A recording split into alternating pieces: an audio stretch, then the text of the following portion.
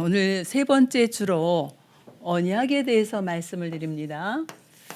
하나님께서 우리에게 주신 약속입니다. 약속을 주시고 하나님은 지금도 그 언약대로 이제 이루어 가시지요.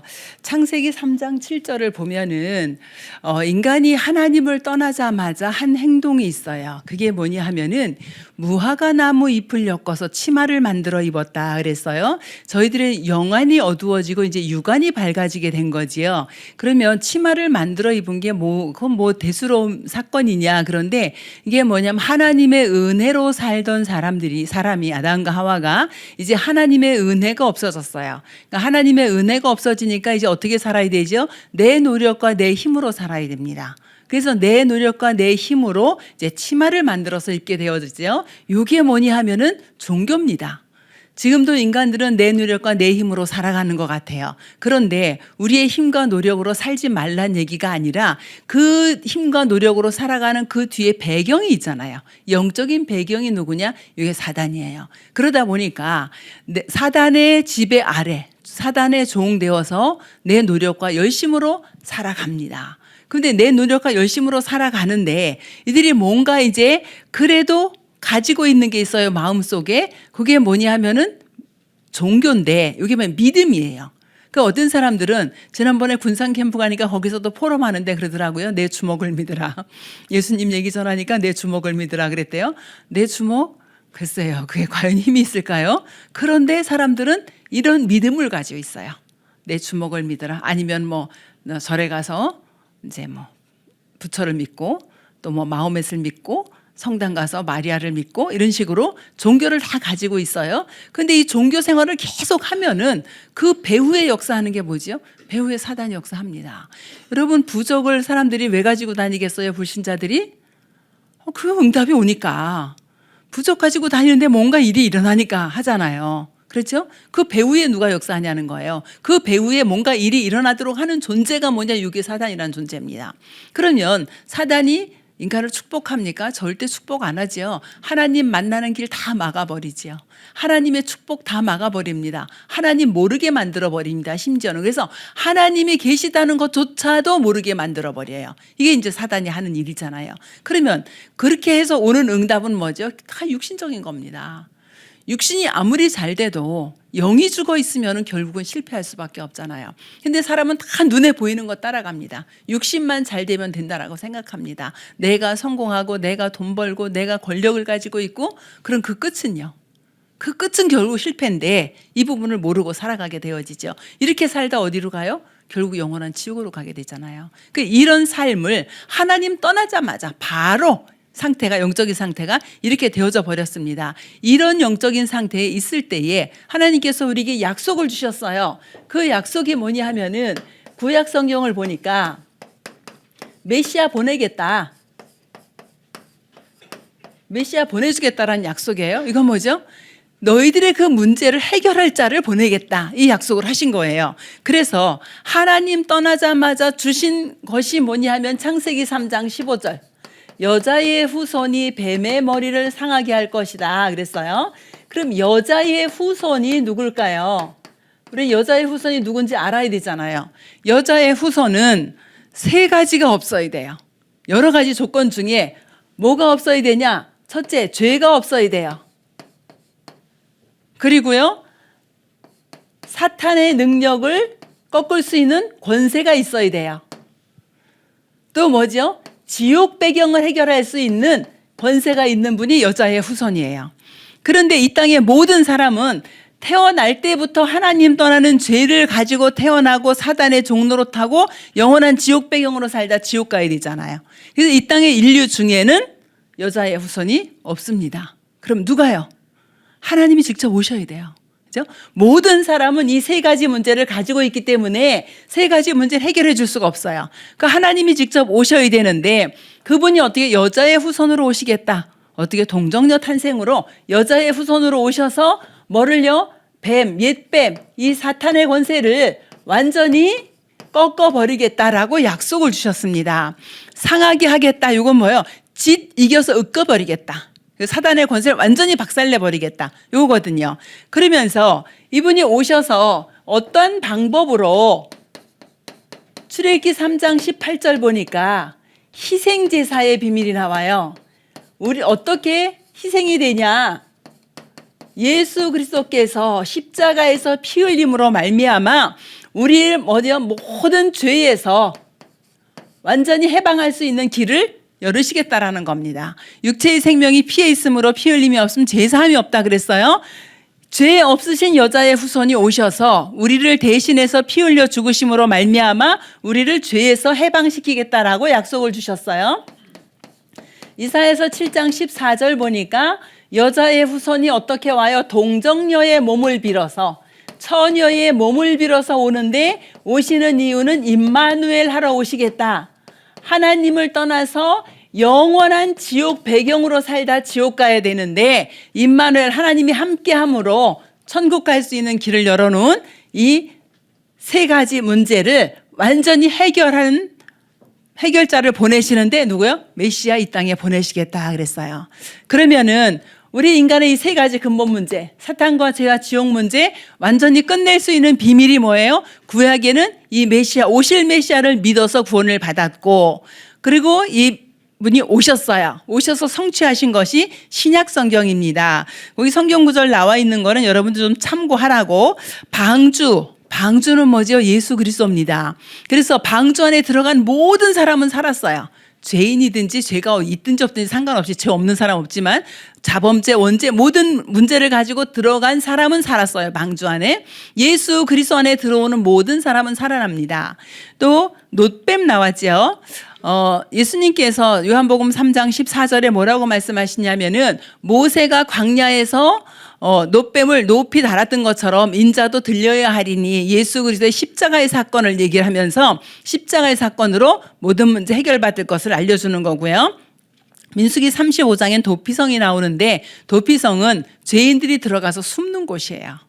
내가 살인을 해도 도피성 안에 들어가서 숨으면 살아날 수 있는. 그래서 방주나 놋뱀이나 도피성은 다 뭘 의미하냐? 예수 그리스도를 의미합니다. 이렇게 예언되었던 메시아가 오셨어요. 그것이 뭐냐? 신약 성경입니다. 우리 세 가족들이 성경을 이렇게 보면 그 색인 부분 나오죠. 앞에 까만색으로 된 부분은 구약 성경이고요. 마태복음 빨간색으로 된 부분은 신약 성경이에요. 그럼 신구약의 경계가 뭐냐면은 예수 그리스도 오시기 전과 예수 그리스도 오신 거예요. 그럼 신약 성경에는 이 메시아가 오셨어요. 어떻게 해요? 그리스도로 오셨습니다. 그래서 마태복음 1장 16절에 보면은 그리스도라 칭하는 예수가 나시니라 그랬어요. 그러니까 그리스도가 오셔야 되는 거예요. 그리스도라 칭하는 예수가 나시니라. 이건 뭐냐면 예수라는 이름을 가졌다고 해서 다 그리스도가 아니라는 거죠. 그래서 그리스도라 칭하는 예수가 나셨는데, 마태복음 1장 18절로 23절에 보면은 처녀 잉태로 말미암아, 어떻게 해요? 동정녀로 말미암아, 처녀 잉태로 말미암아 마리아가 잉태했는데, 마리아가 아들을 낳으면 그 이름을 예수라고 하고 임마누엘이라고 하라 그랬어요. 예수는 저들의 백성을 자기의 죄에서 구원할 자, 구원자가 오신 거고요. 임마누엘은 하나님이 우리와 함께 하는 거지요. 그러면은 이것을 어디에서 말씀하셨냐? 우리 전사님 찬양 인도하면서도 얘기했는데, 예수님이 십자가에서 마지막 하신 말씀이 뭐예요? 내가 다 이루었다. 그 다 이루었다는데 뭘 다 이루었어요? 다 이루었다. 뭐 끝냈다라는 건데 무엇을 끝내느냐는 거예요. 이 세 가지 문제 끝낸 겁니다. 죄 문제, 사탄의 문제, 지옥의 문제. 예수님이 오셔서 병도 고치고 죽은 자도 살리고 다 했어요. 그런데 뭐 누구한테 어떻게 들은 얘기인데 그러더라고요. 그 절에를 갔더니, 누가 이게 우리 목사님 말씀하셨나요? 절에 갔더니 부처는 우리를 위해서 죽었다 그러고, 그랬는데 교회를 갔더니 예수는 죽은 자도 살린다 그러고, 그래서 처음에는 스님이 됐다가 그 다음에는 목사가 됐다, 뭐 이거 목사님 말씀하신 누가 얘기를 하셨는데 내 정확히 기억이 안 나요. 그래서 이제 스님이 돼가지고 성경을 한번 읽으니까, 성경에 보니까 성경은 죽은 자도 살려서, 그럼 내가 그게 아니라 이제 목사가 되겠다, 다시 목사가 됐다, 뭐 그 얘기를 누가 좀 지난주에 했는데 제가 정확히 기억을 잘 못해요. 그런데 중요한 건 뭐냐면은요, 다 이루시고 십자가에서 다 이루시고 지금 이제 살아나신 그리스도를 우리가 믿는 거잖아요. 부활하신. 그래서 다 이루었는데 이 세 가지를 다 끝냈다라는 거예요. 그런데 이제 성도들이 가장 이제 질문하는 게 뭐예요? 나는 다 안 끝났는데요. 그렇잖아요. 성경은 다 끝났다는데 나는 다 안 끝났어. 거기서 시작하는 겁니다. 이번에 이제 우리 선교대 하면서 말씀하셨어요. 나는 말씀 성취에 어디까지 와 있는지 확인을 해라. 나는 기도 흐름에 어디까지 와 있는지 확인해라. 나는 전도 흐름에 어디까지 와 있는지 확인해라. 본인은 확인을 해봤더니 말씀 성취 상관이 없고 기도 응답은커녕 기도도 안 되고 전도는 더더욱 안 되고 거기서 시작하셨다는 거예요. 그게 포인트다. 안 되는 그게 포인트니까 여기에서 시작해라. 이미 다 끝내놨는데 나는 말씀 성취하고 전혀 상관이 없다. 그러면 거기에서 시작하라. 말씀을 성취하려고 붙잡아야 될 거 아니에요. 어디를 통해서? 강단을 통해서 주시는 말씀을 붙잡는 거예요. 지극히 높으신 여호와를 찬송한다. 저는 지난 한 주간 동안에 제가 이제 실천할 수 있는 제목을 뭘 잡았냐면은 하나님 내 마음 속에 정말 허탄한 것이 들어가지 않도록. 많이 있잖아요. 우리 마음 생각 속에 얼마나 많은. 저는 제 마음 생각을 비디오로 찍어서 보여준다 그러면 저는 쥐구멍이라도 들어가야 될 것 같아요. 그죠? 마음 생각이 얼마나 허탄한 거. 하나님 정말로 이 허탄한 거 아닌 복음으로 내 마음을 채워주세요. 내 생각 속에 정말 허망한 생각을 하는 것이 아니라 구원의 감사로 시작해서 지금까지 있는 모든 감사로 내 생각을 채워주세요. 내 정신 속에 허상을 보는 것이 아니라 영적인 실상을 보게 해주세요. 저는 그거를 저의 이제 실천, 갱신, 도전으로 이렇게 딱 제목을 붙잡았어요. 그러면은 그렇게 되기까지는 앞에 말씀 붙잡아야 되잖아요. 근데 내가 앞에 말씀을 붙잡고 너무 이렇게 하나님 나에게 주시는 말씀이 도대체 뭘까? 나는 어떻게 해서 이 지극히 높으신 하나님의 말씀을 믿고 내 영광 돌릴 수가 한 단어 딱 잡았어요. 절대 주권. 그래, 하나님의 절대적인 주권 믿고 그 속으로 들어가자. 그러면 나는 이것도 갱신이 돼. 내가 갱신되어집니까? 절대로 저 스스로 갱신이 안 되는 존재예요. 그런데 하나님의 절대적인 주권 속으로 들어가면은 갱신되어질 수 있잖아요. 그래서 그렇게 한 주간 동안 이제 말씀을 붙잡았어요.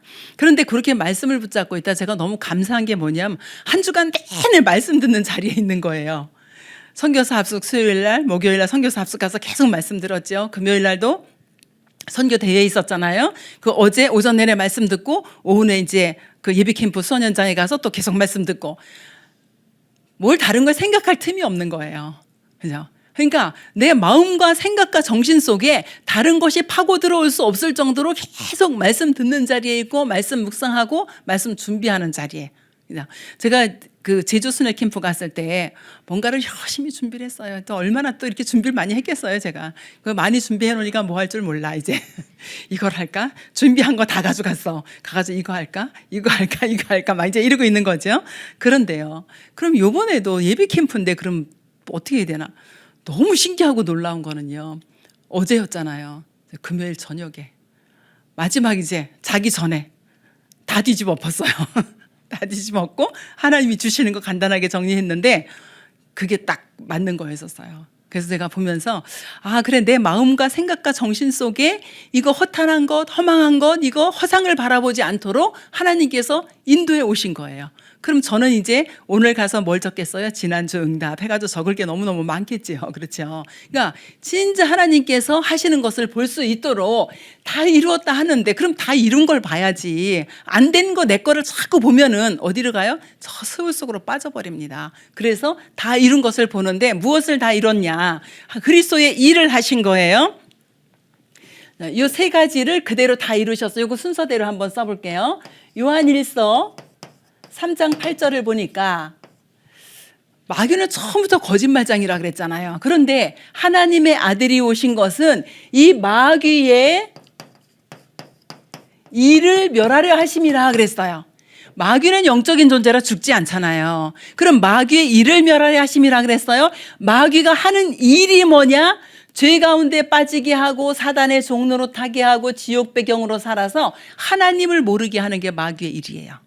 하나님의 능력을 모르게 하는 게 마귀의 일이에요. 하나님의 축복을 받지 못하도록 하는 것이 마귀의 일이에요. 그래서 하나님과의 관계가 완전히 끊어져서 하나님이 살아계심도 알 수 없도록 하는 게 마귀의 일입니다. 그 마귀의 일을 멸하게 하시겠다. 마귀의 일이 뭐예요? 창세기 3장의 나 중심으로 6장의 세상 물질 중심으로 11장의 성공 중심으로 살아가도록 하는 것이 마귀의 일이에요. 그런데 이 마귀의 일을 다 멸하시고 나 중심이 아니라 어떻게 하나님 중심으로, 세상 중심이 아니에요. 영적인 것 중심으로, 내 성공 중심이 아니라 하나님이 주시는 그 축복을 누릴 수 있도록 하나님은 이렇게 인도를 해가세요. 그래서 어떻게 마귀의 일을 멸하는 뭐를요? 권세를 가지시고 우리 안에 함께 계시는 겁니다. 두 번째는 마가복음 10장 45절에 보니까 예수님께서 인자가 온 것은 섬김을 받으려 함이 아니고 도리어 섬기려 하고 대속물로 오셨다 그랬어요. 대속물, 어떻게 내 죄값을 대신해 주실 분으로 오신 거예요. 그래서 십자가에서 어린 양의 피, 예수 그리스도의 피를 흘리시면서 우리의 어떤 문제를 해결하셨지요? 죄 문제를 해결하셨어요. 마귀의 일을 멸하시고 죄 문제도 해결하시고, 그래서 죄에서 어떻게 하도록요? 완전히 해방받도록 이렇게 하셨어요. 이 사모님 이제 간증하시는데 그 얘기를 하시더라고요. 세상 사람들이 세상 법으로 살아가잖아요. 그런데 세상 법으로 살아가는 사람한테 아마 법조인 쪽이었는지 성경에는 죄와 사망의 법에서 우리를 해방시켰다 그랬다. 이분이 놀라더라는 거예요. 자기 교회 다니는데 한 번도 들어본 적 없다고. 그죠? 하나님께서는 법적으로 죄와 사망의 법에서 우리를 완전히 해방시켜 주셨어요. 그럼 우리는 이 해방된 축복을 누려야 되잖아요. 해방된 축복을 잘 못 누리는 게 뭐냐면 죄책감입니다. 사단은요, 자꾸 우리를 죄책감에 빠지게 만들어요. 우리가 죄 지어놓고 책임도 못 져요. 그래서 책임 못 지니까 해결 못 하니까 예수님이 십자가에서 해결하신 거거든요. 근데 자꾸 죄책감 속에 빠지게 만듭니다. 그래서 해방되지 못하도록 하는데 완전히 해방받았어요. 세 번째로 보니까 요한복음 14장 6절에 예수께서 가라사대 내가 곧 길이요 진리요 생명이니 나로 말미암지 않고는 하나님께로 올 수가 없다. 어떤 길이요? 하나님 만나는 길로 오셨어요. 그러면 예수님께서 지금 그리스도로 오셨는데 뭐죠? 참된 왕으로, 사단의 권세를 꺾은 참된 왕으로, 죄 문제 해결하신 참 제사장으로, 하나님 만나는 길을 열으신 참 선지자로, 어디에서요? 십자가에서 다 이루시면서 이 세 가지를 하신 거예요. 그럼 우린 이 사실을 믿어야 되는 겁니다. 이 사실 어떻게 해요? 요한복음 1장 12절 보니까 영접하는 자 곧 그 이름을 믿는 자들에게는 하나님의 자녀가 되는 권세를 주셨으니 그랬어요. 하나님의 자녀가 되는 신분과 권세를 우리에게 주셨습니다. 그러니까 이 축복을 누려야 되는 거예요. 이 축복을 그럼 어떻게 누리냐? 우리가 하나님의 자녀 되는 신분과 권세를 누려야 되는데 우리에게 주신 언약을 붙잡고 누리는 거예요. 영원한 언약을 우리에게 주셨습니다. 영원한 언약, 왜 절대로 바뀌지 않는 언약, 이 언약을 우리에게 주셨어요. 그리고 이 언약을 붙잡고 우리를 하여금 기도하게 하는데요. 자, 여러분이 문제와 사건과 상황이 있잖아요. 그런 문제와 사건과 상황 속에서 여기 설명 여기 안 썼네요. 세 가지 직분 그리스도라 그랬잖아요. 이 그리스도가 누구예요? 예수예요. 여러분이 있는 모든 문제, 상황, 사건, 어려움,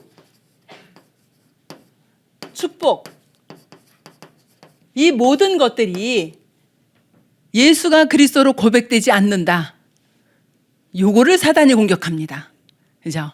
여러분이 이것 때문에 넘어지는 게 아니에요.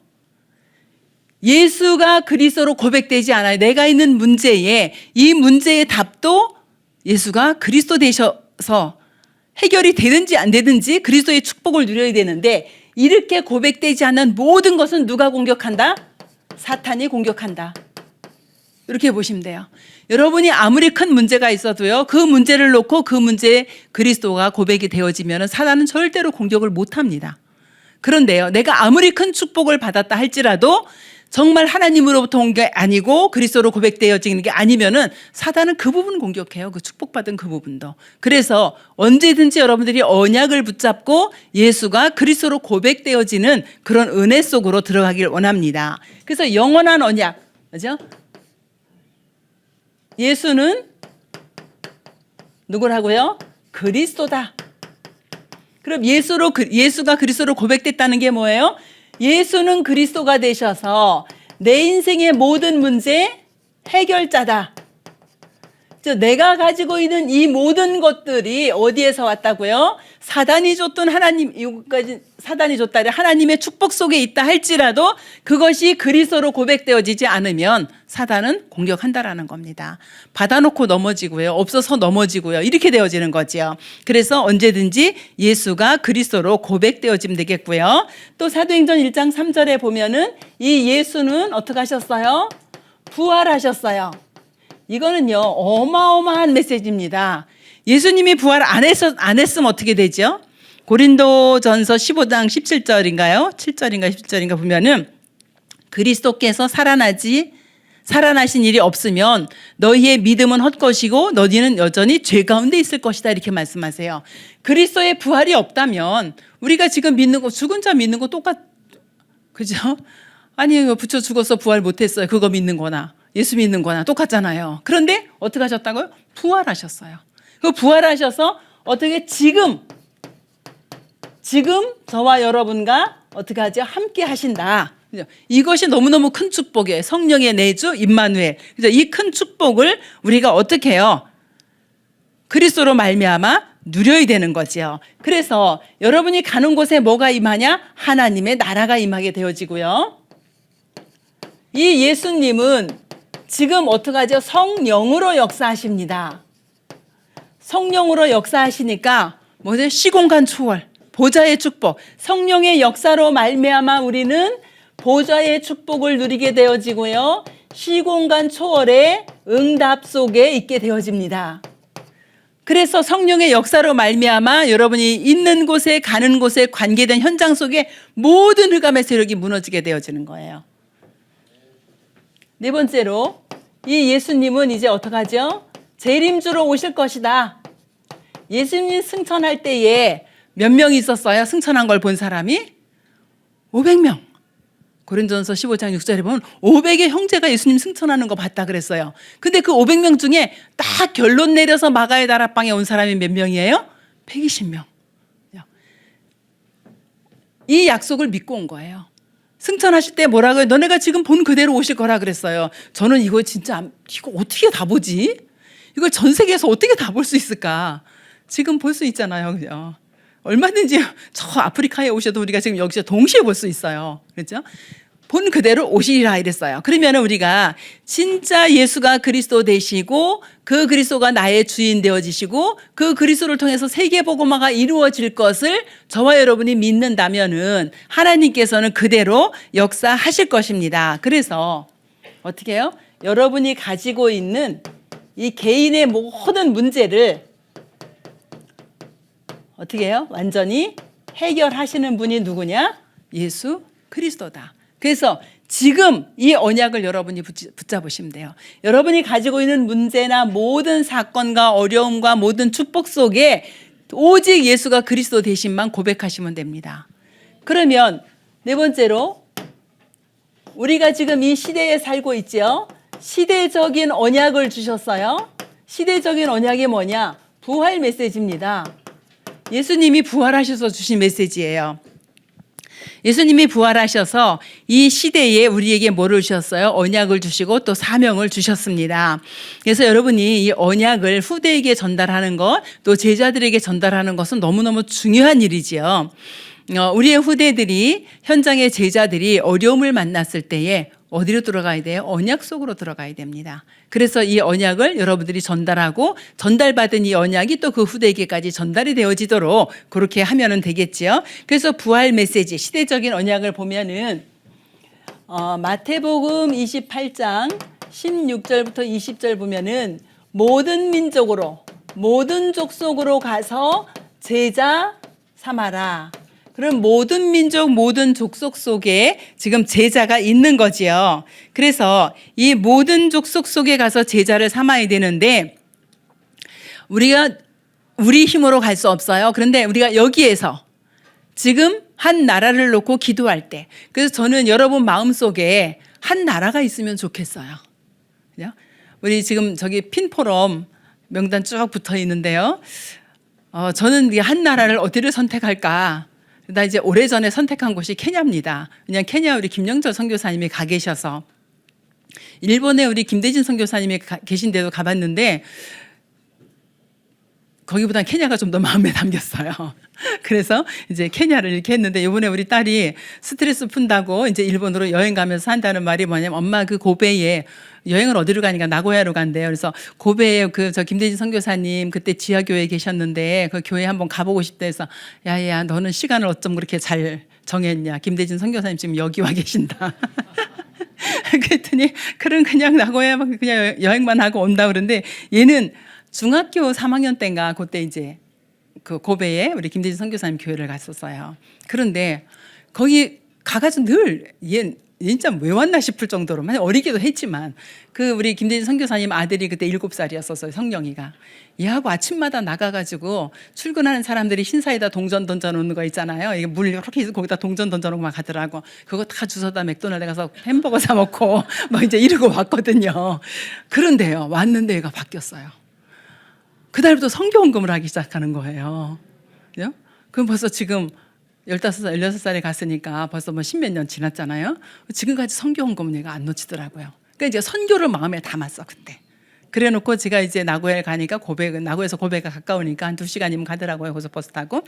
거기를 한번 들렸다 오고 싶었던가 봐요. 그러니까 이게 뭐야. 한 나라가 여러분 마음에 담겨지기로 하네요.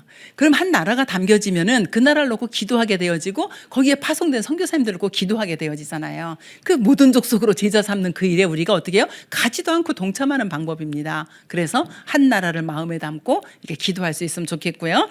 두 번째 보면은 마가복음 16장 15절부터 20절까지 보면은 만민에게 가라. 그 만민을 가서 뭐 하라고요? 치유하라 그랬어요. 우리가 만민을 어떻게 치유해요? 그리스도 그 이름으로 복음이 전파되는 곳마다. 저는 우리나라를 보면은 진짜 하나님이 축복하는, 여러분 그렇게 생각 안 하시나요? 저 어렸을 때요 하수구가 없는 동네에 살았거든요. 그래도 시단인데 하수구가 없어요. 설거지해서 그냥 버리고 막 이제 세수해서 그냥 마당에다 버리고 이런 동네에서 살았거든요. 그리고 집에 펌프가 있지만 동네에 샘물도 있었어요. 그래서 대부분 사람들이 샘물 떠다 먹고 저 이런 데서 살았거든요. 그게 불과 60년대, 70년대 시골에도 그랬겠죠. 그런데 정말 눈에 띄게 발전을 했어요. 우리나라가. 지금은 상상도 못하죠. 시골 가서 전부 다 하수구 있잖아요. 그죠? 이렇게 우리나라가 발전된 나라인데 언제 그렇게 발전이 되어졌냐? 우리나라에 복음이 들어오고 선교사님들이 학교 세우고 병원 세우고 하면서 이렇게 되어졌거든요. 그럼 지금 우리나라와 그 50년대, 60년대 우리나라와 같은 나라가 얼마나 많은지 몰라요. 케냐 갔더니 그 선교사님 사역하는 데 갔더니요 하수구 없어. 다 바닥에 물 버려가지고 질벅질벅한 땅을 이러고 밟고 다녀야 돼요. 그죠? 우리나라 50년대만도 못해요. 그 나이로비 그래도 수도잖아요. 거기서 얼마 안 떨어졌는데도 그렇더라고요. 그래서 이런 현장 속에 병 걸린 사람 여러분 유튜브를 통해서도 많이 보잖아요. 진짜 먹지 못해서 죽는 사람들 많고요. 물이 없어서 죽는 사람들 많습니다. 그러면 우리가 그들을 어떻게 해요? 복음으로. 우리나라가 다른 걸로 이렇게 강대국이 된 거 아니잖아요. 복음이 들어오면서 강대국이 됐어요. 그러면 그 나라에도 많은 자원들이 숨겨져 있는데 복음이 들어가면은 하나님이 역사하실 걸 믿고 우리가 진짜 그 현장을 치유하는, 복음으로 치유하는 그런 응답이 있기를 원하고요. 더 나아가서 우리 후대 살려야 되잖아요. 요한복음 21장 15절에서 18절 어린 양을 먹이라 그랬어요. 우리 어린 양, 우리 후대도 되지만 새가족들도 이 안에 새신자들. 그러니까 이제 신앙 우리가 여기 새가족 교실이에요. 왜냐하면 새신자 교실 하니까 새가족들이 우리 교회 와서 우리 교회를 좀 알아가야 되는데 안 오셔. 그래서 어떻게 해요? 새가족 교실 이렇게 바꿨거든요. 그래서 어린 양, 우리 새신자들도 복음으로 완전히 복음으로 결론 내도록 만들어 줘야 됩니다. 그리고 이제 우리 어디까지 가죠? 사도행전 1장 8절 땅끝까지.